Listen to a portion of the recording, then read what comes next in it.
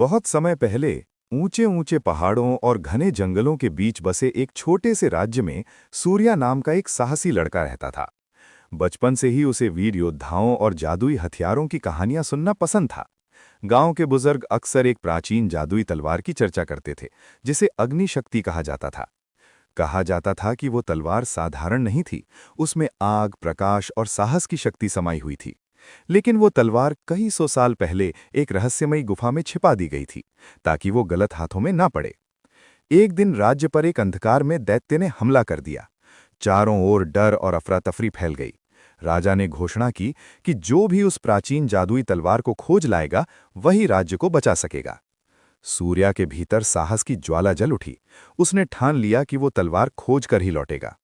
वो घने जंगलों से गुजरा, उफनती नदी पार की और खतरनाक पहाड़ी रास्तों पर चढ़ता गया।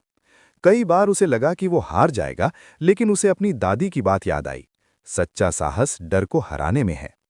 आखिरकार उसे एक प्राचीन गुफा मिली। गुफा के भीतर अजीब रोशनी चमक रही थी। जैसे ही वो अंदर गया, पत्थर की दीवारों पर पुराने योद्धाओं की चित्रकारी दिखाई दी। गुफा के बीचों बीच पत्थर में धसी हुई एक चमकती तलवार थी। जैसे ही सूर्या ने तलवार को छुआ, गुफा में तेज प्रकाश फैल गया। तलवार ने मानो उसे अपना सच्चा स्वामी मान लिया। तभी दैत्य वहां प्रकट हो गया। उसकी गर्जना से धरती कांप उठी। सूर्या ने तलवार उठाई और जैसे ही उसने वार किया, तलवार से अग्नि की लपटें निकल पड़ीं। भयंकर युद्ध हुआ। अंत में सूर्या के साहस और तलवार की शक्ति ने दैत्य को पराजित कर दिया।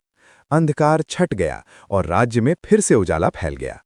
राजा ने सूर्या को वीरता का सम्मान दिया, लेकिन सूर्या ने तलवार को वापस उसी गुफा में स्थापित कर दिया। उसने कहा, ये शक्ति केवल रक्षा के लिए है, अहंकार के लिए नहीं। उस दिन से सूर्या को लोग प्रकाश योद्धा के नाम से जानने लगे। सीख: सच्ची शक्ति हथियार में नहीं, बल्कि साहस और सही इरादे में होती है।